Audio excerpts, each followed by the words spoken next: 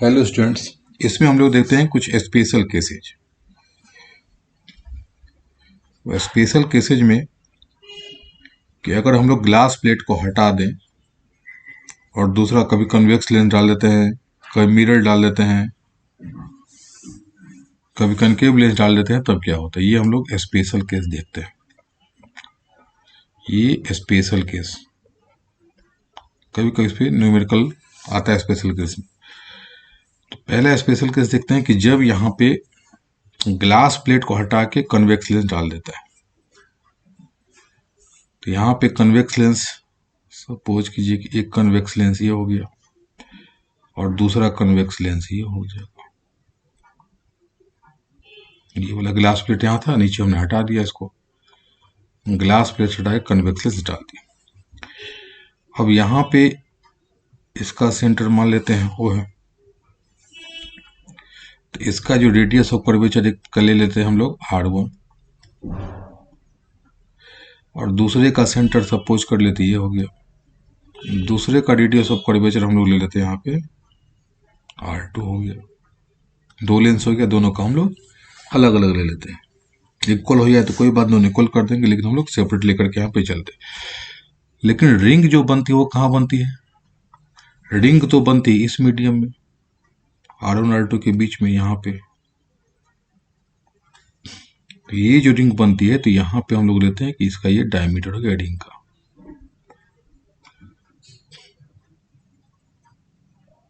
दोनों का thickness same होगा।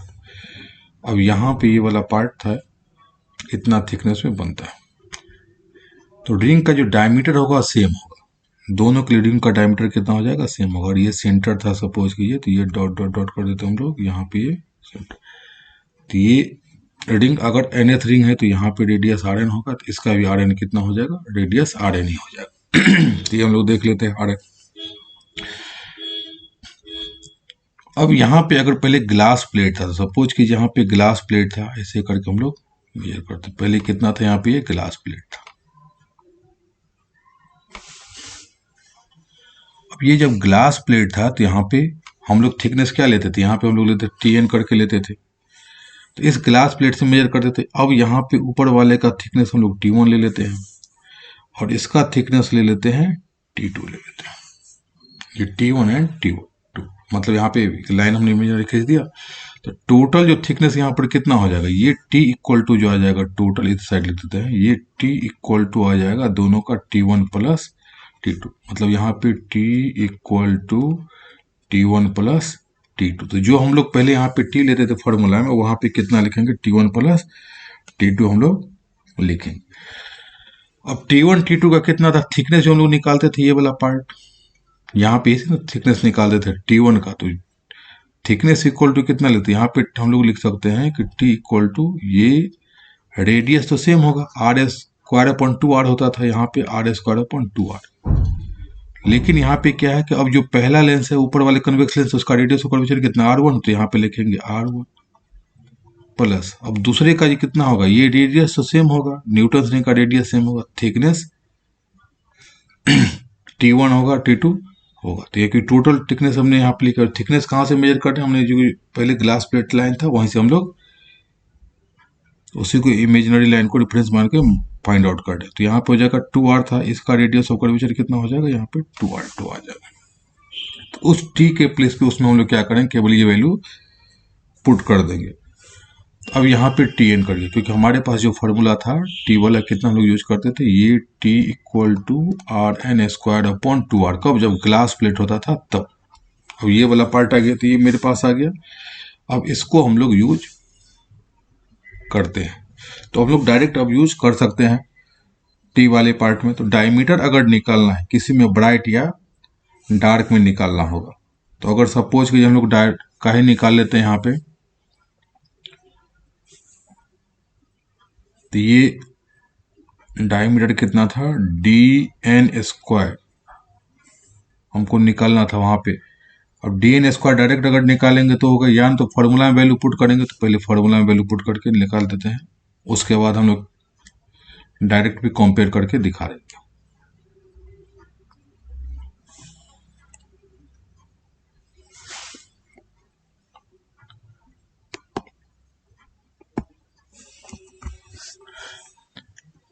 अब यहाँ पे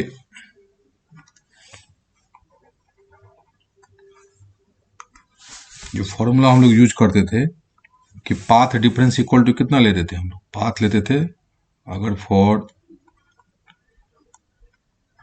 मैक्सिमा, चलिए पहले मैक्सिमा ही कर देते हैं, फॉर मैक्सिमा के लिए हम लोग लेते हैं पाथ डिफरेंस कितना लेते थे, पाथ डिफरेंस इक्वल टू होता था 2μt minus lambda by T, और यहीं पे इस टी का वैल्यू हमको पुट करना है। तो इसका वैल्यू जो पुट करना है तो यहाँ पे पाथ डिफरेंस इक्वल टू कितना था मैक्सिमा के लिए, ये इक्वल टू आ जाता है 2n into lambda by two, equal to हम लोग एन लेमडा वैल्यू पुट कर सकते हैं। अब यहाँ पे आ जाएगा 2μt इक्वल टू कितना आ जाएगा, फिर इसको इधर ले जाएंगे तो आ जाएगा 2n+1 into lambda by to. अब यहाँ पे t का वैल्यू हमको पुट करना था, तो अब t का वैल्यू कितना आ जाएगा, ये पहले t हम लोग लिख लेते हैं, t इक्वल टू आ जाएगा 2n+1 into lambda by two, और यहाँ पे आ जाएगा 2μ। अब इसको हम लोग लिखते हैं यहाँ पे कि t equal to 2n+1 into lambda by two था, और अपन यहाँ पे 2μ। अब ये t का जो वैल्यू आ गया है, ये t कितना है, rn² upon 2r1 plus rn² upon 2r2 equal to RHS same ही होता है, यहाँ पे RHS होगा 2n+1 into lambda by two और अपॉन यहाँ पे 2। तो ये rn² कॉमन ले सकते हैं हम लोग, तो ये rn² जैसे कॉमन लेंगे तो 1 अपॉन आ जाएगा 2r1 plus 1 upon 2r2 equal to यहाँ पे 2n+1 into lambda by two, और यहाँ पे था इंटू 2μ। अब यहाँ पे 2r1 कर सकते, इसको इसी फॉर्म में रहने देते हैं, इसको याद करने में आसानी होता है, हम लोग आगे देखते हैं। अब फिर rn² क्या करेंगे, 4 से मल्टीप्लाई बोथ साइड कर देंगे, तो पहले 4 से मल्टीप्लाई कर देते हैं, ये जितना ही ब्रैकेट में था इक्वल टू यहाँ पे 4 से मल्टीप्लाई कर देते हैं, 2n+1 into lambda by two, और यहाँ पे था कितना इंटू 2। अब इसको हम लोग कैलकुलेट कर सकते हैं, 2r1 प्लस यहाँ पे 2r2 था ब्रैकेट में। अब ये वाला पार्ट कितना हो गया, डायमीटर हो गया, तो ये डायमीटर हम लोग लिख सकते हैं ये dn² इक्वल टू, अब जैसे dn² होगा, अब यहाँ पे इसको RHS में हम लोग लिख सकते हैं, तो इसको कैंसिल आउट कर लेते हैं, ये 2 4 था, ये भी 4 कैंसिल आउट हो गया। अब आ गया RHS में 2n+1 इंटू यहाँ पे लेमडा अपॉन म्यू, और इंटू यहाँ पे r के प्लेस पे कितना आ गया है कि 1 अपॉन, ये देखिए 2r1 प्लस 1 अपॉन यहाँ पे आ गया, नहीं मल्टीप्लाई यहाँ पे हो जाएगा, एक डिवीजन कर देते हैं,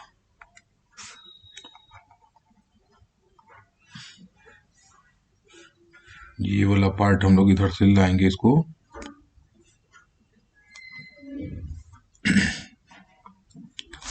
तो जैसे डायमीटर वाला पार्ट आ जाएगा तो ये पार्ट आ जाएगा इंटू 1 अपॉन आ जाएगा 1 अपॉन यहाँ पे 2r1 प्लस 1 अपॉन 2r2, ये पार्ट आ जाएगा।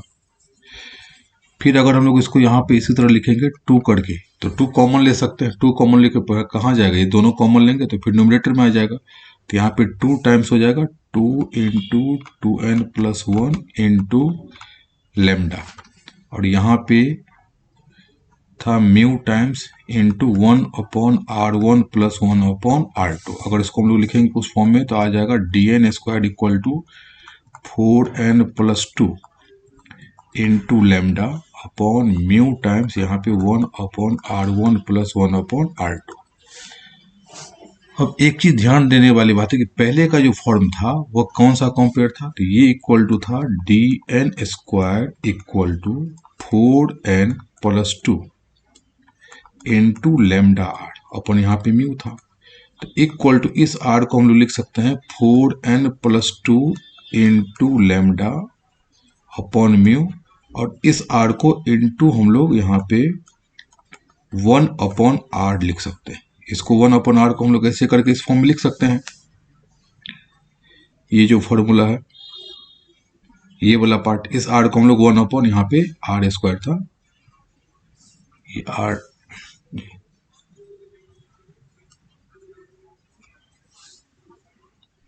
ये जो पार्ट था यहाँ पे 4n लेमडा r, तो इस r को हम लोग यहाँ पे 1r कर सकते हैं। यहाँ पे इस r को इस फॉर्म में लिख सकते हैं। तो सिमिलरली यहाँ पे जो ध्यान देने वाली बात है कि 1/r था, केवल हमने क्या किया, इसी फॉर्मेट में लिख करके 1/r1 + 1/r2 हमने यहाँ पे रख दिया। कि जब हमने देखा यहाँ पे इस वाले पार्ट में कि देखिए यहाँ पर कितना, वो पहले r था सिंपली, इस r के प्लेस पे यहाँ पे दोनों का जब एडिशन होता है तो यहाँ पे r1 + r2 होता है, तो 1/r1 1 + r2। तो अगर हमको एक याद रहेगा तो हम लोग डायरेक्ट उसको भी लिख सकते हैं, न्यूमेरिकल अगर पूछता है तो। सिमिलरली अगर कनकेव लेंस पूछता है तो उसमें क्या चाहिए, तो क्या ब्राइट रिंग का, अब डायरेक्ट हम लोग डार्क रिंग में डायरेक्ट लिख सकते हैं। ये ब्राइट रिंग का हो गया। अगर डार्क रिंग का पूछेगा तो फॉर डार्क रिंग हम डायरेक्ट लिख देते हैं, for dark ring. Dark ring के लिए क्या फॉर्मूला था, dn² = 4n लेमडा r था अपॉन म्यू था। इसको हम लोग लिख सकते कितना, 4n लेमडा म्यू इंटू 1/ यहाँ पे r करके था। तो अब यहाँ पे हम लोग लिख सकते हैं इसको, अच्छा इससे यहाँ पे ये पार्ट था, इसको लिख सकते हैं 1/r ने 1 इंटू 1/ यहाँ पे एक और यहाँ पे,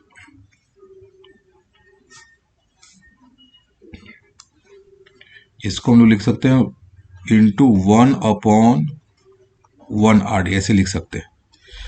अब ये इक्वल टू वहां पर कितना था, r1 + r2, इसको डायरेक्ट लिख सकते हैं हम लोग यहाँ पे, इसके लिए कॉम्बिनेशन के फॉर्म में 4n lambda upon mu into 1/ यहाँ पे 1 + r1 1 + r2, डायरेक्ट हम लोग ये फॉर्मूला लिख सकते हैं। तो एक से हम लोग डायरेक्ट लिख सकते हैं।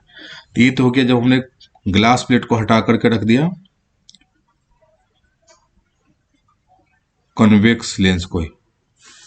अब है कि अगर हम लोग उसको हटा करके ग्लास प्लेट को हटाते हैं और वहां पे हम लोग रख देते हैं कनकेव लेंस, तब क्या होता है, तो एकदम सेम प्रोसीजर है इसका भी। हम लोग जब कॉन्वेक्स लेंस के उसको रखते हैं कनकेव लेंस में, तो अब ये देखिए यहाँ पे थोड़ा सा डायग्राम इस टाइप का बनाते हैं। ये देखिए इस टाइप का पार्ट लेते हैं कनकेव, ग्लास प्लेट के बदला ये ले लेते हैं, ये हो जाएगा कनकेव, ये ग्लास प्लेट के प्लेस पे। और दूसरा जो था पहले करके यहाँ पे ये वाला पार्ट यहाँ पे लेते हैं, ये कनकेव लेंस ये वाला पार्ट आ गया, ये था कनकेव लेंस। तो यहाँ पे कनकेव लेंस लेते हैं,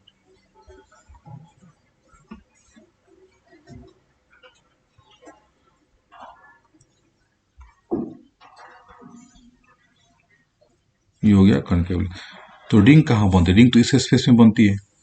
तो जैसे इस स्पेस में रिंग बनती है तो फिर हमको यहाँ पे लेते हैं ये वाला पार्ट, ये रिंग को ले लेते हैं ये वाला।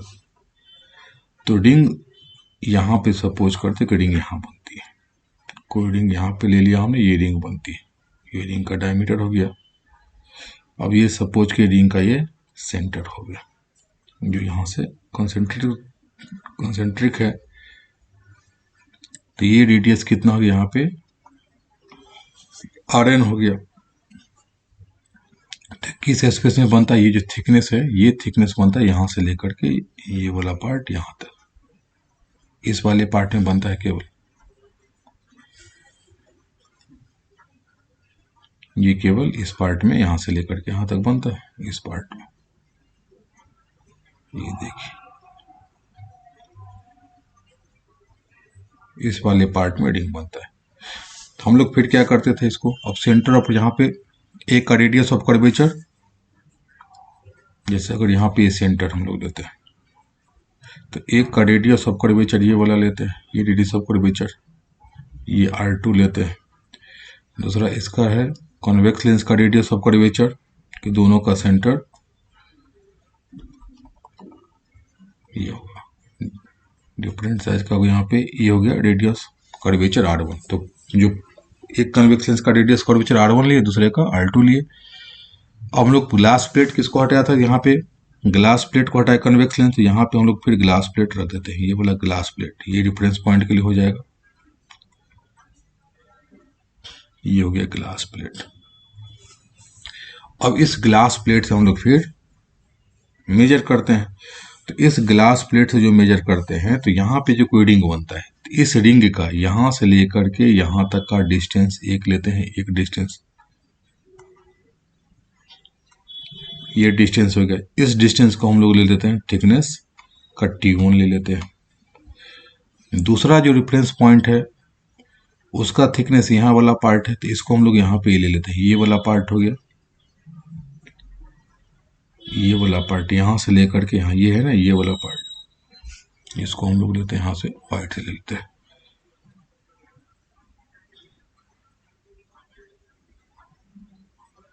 ये वाला पार्ट देखिए, ये तो ये वाला डिस्टेंस यहाँ से यहाँ तक कितना हो जाएगा, ये डिस्टेंस हो जाएगा T2, ये हो जाएगा T2।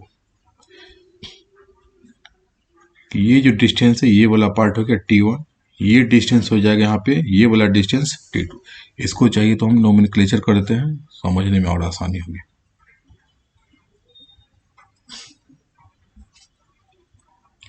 इसको यहाँ पे कर लेते हैं A, ये B, रिंग बनता है AB में। इसको कर लेते हैं C।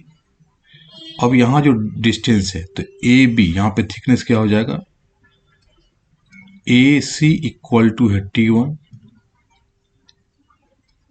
BC इक्वल टू है T2, BC इक्वल टू हो गया T2, क्योंकि यहाँ से लेकर के जो लोडिंग बनाते हैं, अगर ये यहाँ पे ऐसे करके सपोज के रिंग बनता है, दूसरा साइड में दिखाते हैं, तो ये जो थिकनेस है ये वाला पार्ट यहाँ से लेकर के यहाँ तक, ये हम लोग रेफरेंस पॉइंट के ग्लास प्लेट से लेते हैं, तो ये थिकनेस हो गया T2, ये जो थिकनेस है ये वाला पार्ट, ये इधर ये जो थिकनेस है T2 ले लिए। अब यहाँ पे उसमें रिंग कहाँ बनता है, तो रिंग तो बनता है AB डिस्टेंस वाले स्पेस में, तो AB इक्वल टू कितना हो जाएगा, T1 माइनस T2 हो जाएगा। तो यहाँ पे जो थिकनेस है ग्लास प्लेट के डिफरेंस में वो हो जाएगा T इक्वल टू हो जाएगा T1 माइनस T2, क्योंकि ग्लास यहाँ पे रिंग बनता है किसमें, AB वाले स्पेस में, तो AB का डिस्टेंस कितना, हमने ग्लास प्लेट लिया, इस ग्लास प्लेट जो है रेफरेंस लाइन, यहाँ से जो उसका अपर सरफेस का थिकनेस T1 हो गया, और इसका B का डिस्टेंस कितना हो गया, T2 हो गया, BC। तो AC यहाँ डिस्टेंस हो गया, यहाँ से लेकर के AC हो गया T1, BC हो गया T2, और जो इमेज बनता है वो बनता है किस वाले में बनता है, ये रिंग बनता है AB में, तो ये AB इक्वल टू होगा T1 माइनस T2 हो जाएगा, AC माइनस BC आ जाएगा। फिर सेम वहीं पे पार्ट डिफरेंस करके केवल हम लोग क्या करना है, T1 minus T2 value put करना है, तो T1 का वैल्यू कितना होता है, फिर यहाँ पे देखिए RN स्क्वायर, क्योंकि जो रिंग बनेगा रेडियस तो दोनों में सेम ही दिखेगा, यहाँ पे केवल रेडियस ऑफ कर्वेचर चेंज होगा, तो पहला लेंस है तो यहाँ पे 2R1 माइनस, अब यहाँ पर कितना लेंगे, ये वाला पार्ट आ जाएगा RN स्क्वायर इक्वल टू यहाँ पे हो जाएगा 2R2, तो यहाँ पे 2R1 2R2, अब केवल वैल्यू हमको ये वाला पुट कर देना। अगर यहाँ पे कॉमन लेंगे तो फिर कितना हो जाएगा, RN स्क्वायर आ जाएगा और into 1/2R1 minus 1/2R2। Same procedure फिर करेंगे, फिर हम लोग का कॉमन आ जाएगा, तो फिर पाथ डिफरेंस जो हम लोग निकालेंगे तो डायमीटर कितना आ जाएगा, अगर डार्क रिंग का निकालते हैं तो DN स्क्वायर इक्वल टू कितना था, 4n lambda upon mu into R होता है, जिसको हम लोग लिख सकते हैं 4n lambda mu into 1/1/R। फिर यहीं पे इसको प्लेस पे ये लिख लेंगे, तो ये इक्वल टू आ जाएगा, केवल रेडियस वाला पार्ट हम लोग लिख सकते हैं क्योंकि यहाँ पे 2 कॉमन ले लेंगे, तो ये आ जाएगा 4n lambda upon mu into 1 upon यहाँ पे आ जाएगा R1 सॉरी 1 अपॉन यहाँ पे आ जाएगा 1 बाय R1, ये देखिए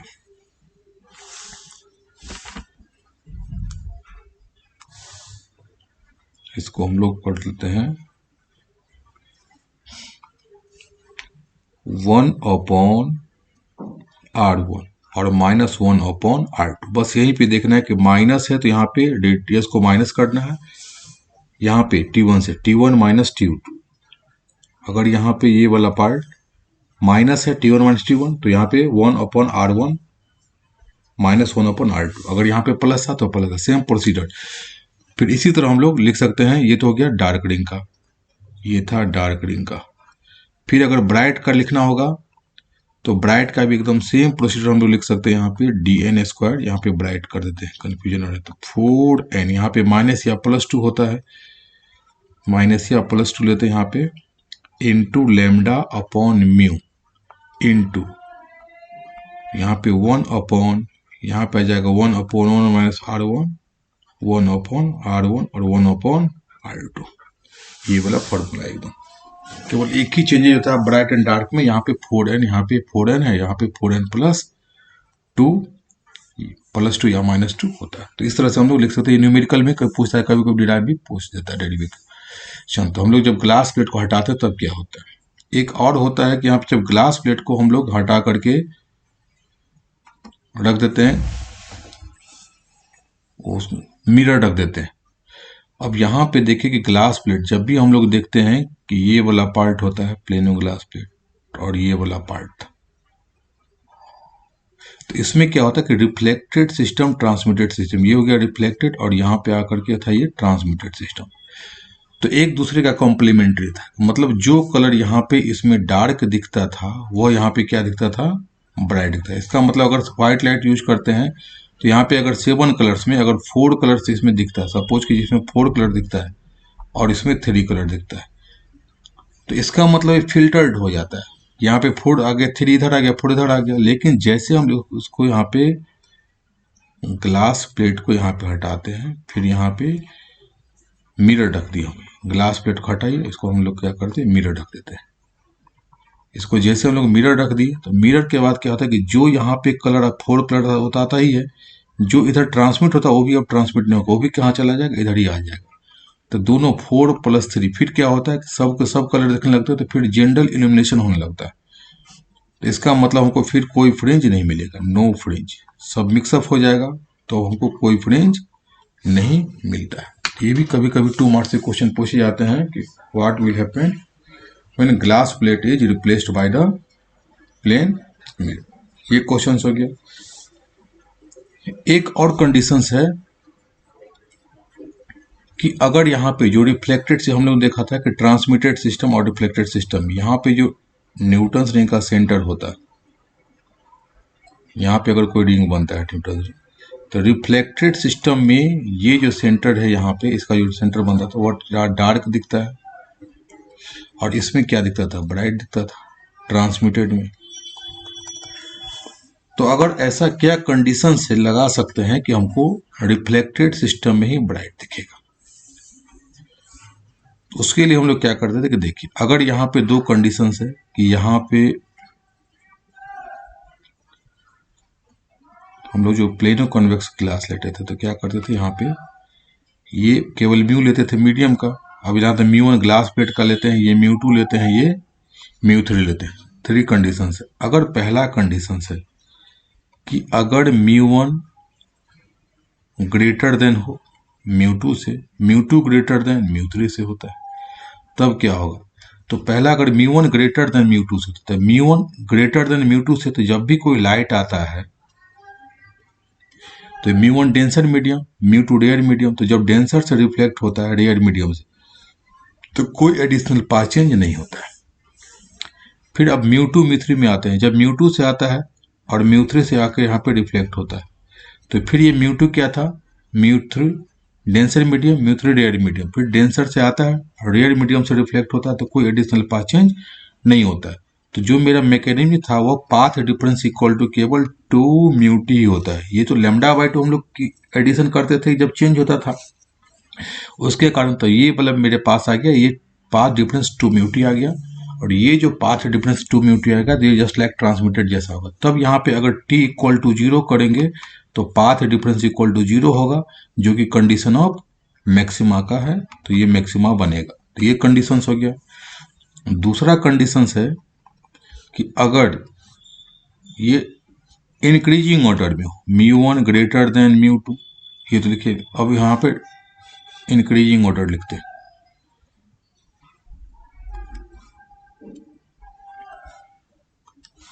कि μ1 से ग्रेटर देन μ2, μ2 से ग्रेटर देन μ3। इस कंडीशंस में क्या होता है कि अगर यहाँ पे μ1 हो गया रेयर मीडियम और ये हो गया डेंसर मीडियम, तो जब भी रेयर से आता है और डेंसर वाले मीडियम से रिफ्लेक्ट होता है तो एक एडिशनल पाथ चेंज होता है। तो यहाँ पे जो मेरे पास पाथ डिफरेंस है कितना, यहाँ पे 2 μ2 था, तो एक एडिशनल पाथ चेंज होता है minus lambda by to, minus या प्लस कर सकते हो, लेमडा बाई टू हमने कर दिया। फिर जब यहाँ पे सेकंड वाले μ2 μ3 में हम लोग डिस्कस करते हैं, जब यहाँ पे μ2 एंड μ3 वाले पे करते हैं तो μ2 क्या होगा, यहाँ पे μ2 लेस देन रेयर मीडियम, μ3 होगा डेंसर मीडियम। तो जब भी रेयर से आता है डेंसर से रिफ्लेक्ट होता है तो फिर एक एडिशनल पाथ चेंज होता है। तो एडिशनल पाथ चेंज में क्या होता है, फिर यहाँ पे स्ट्रोक्स ट्रीटमेंट से हम लोग फिर additional path change lambda by to करते हैं। तो ये टोटल पाथ डिफरेंस हो गया 2 μt माइनस लेमडा हो जाएगा। तो माइनस लेमडा का मतलब सपोज कीजिए एक 360 डिग्री का हो जाएगा, फिर वहीं से स्टार्ट हो जाता है, डायरेक्ट हम लोग इसको 2 μt लिख सकते हैं। जैसे लेमडा वाला टर्म यहाँ पे सपोज कीजिए कि 1 सर्किल होता है ना, जैसे हम लोग यहाँ पे 2 पाई प्लस थीटा अगर लिखते तो ये अप्रोक्सीमेट थीटा से हम लोग शुरुआत करते हैं। उसी तरह वेवलेंथ वाले में हो जाता है कि एक वेवलेंथ कंप्लीट मतलब 1 सर्किल हो जाता है। तो डायरेक्ट हम लोग यहाँ पे माइनस लेमडा बाई करें या प्लस करें तो फिर पाथ डिफरेंस सेम आ जाता है। फिर यहाँ पे भी अगर टी इक्वल टू 0 करेंगे तो पाथ डिफरेंस 0, जो कंडीशन ऑफ मैक्सिमा का बनता है। तो रिफ्लेक्टेड सिस्टम में या तो इंक्रीजिंग ऑर्डर कर देंगे या डिक्रीजिंग ऑर्डर कर देंगे, हमको सेंटर हमेशा वो ब्राइट ही दिखेगा। इससे पहले वाले में हम लोग क्या करते थे, कैसे लेते थे, यहाँ पे देखिए कि ये हम लोग लेते थे केवल इसको म्यू लेते थे और रेयर मीडियम लेते थे। तो यहाँ से आता था, ये वाला पार्ट आया रेयर मीडियम से डेंसर से रिफ्लेक्ट हुआ तो क्या होता था, मेरे पास एक additional path change lambda by to change करता था। फिर जब लोअर सरफेस पे आता था उसमें क्या होता था, ये डेंसर है और ये लोअर मीडियम है, जब डेंसर से रेयर मीडियम पे आएगा तो कोई एडिशनल पाथ चेंज नहीं होता था, तो केवल अपर वाले के कारण चेंज हो जाता था। तो इसीलिए हम लोग यहाँ पे पाथ डिफरेंस केवल 1 lambda 2 μt minus lambda by to reflected system में आता है। तो इस वाले पाथ में हमने डिराइव किया था, तो केवल ऊपर वाले पार्ट से आता था एक एडिशनल पाथ चेंज, क्योंकि हमने रेयर मीडियम इसको मीडियम को डेंसर माना था। तो जब भी रेयर से डेंसर में रिफ्लेक्ट आता है, डेंसर से रिफ्लेक्ट होता है, एक एडिशनल पाथ चेंज होता है। लेकिन जब डेंसर से रेयर में आता है तो कोई एडिशनल पाथ चेंज नहीं होता है। तो ये भी इंक्रीजिंग और डिक्रीजिंग होता है, तो हम लोग इसको रिफ्लेक्टेड में भी जो सेंटर होता है वह सेंटर ब्राइट होगा। जो न्यूटन्स रिंग का सेंटर था, ये सेंटर हमेशा मेरा ब्राइट दिखेगा, जो पहले डार्क दिखता था। Thank you.